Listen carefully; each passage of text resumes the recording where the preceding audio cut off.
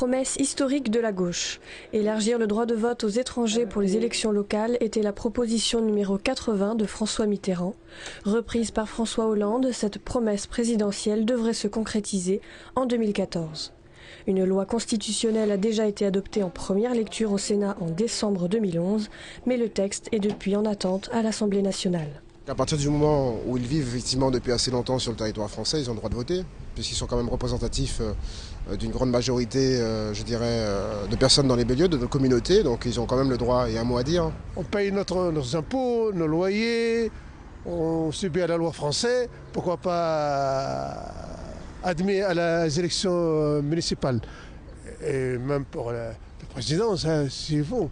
Pour élire un président de la République dans un pays, il faut être de nationalité de ce pays. Malgré que moi je suis d'origine étrangère, ça je le soutiens et j'en suis d'accord. Mais tout ce qui est au niveau communal, au niveau municipal, régional et tout, je pense que les habitants des quartiers, les habitants de la municipalité, de la région, ils sont plus à même d'élire. La solution pourrait être le concept de réciprocité. Nous au Maroc, les étrangers par exemple, les Français expatriés qui sont installés au Maroc, principalement à Marrakech, ils ont le droit de vote. Une idée partagée par le maire de Montigny-le-Bretonneux.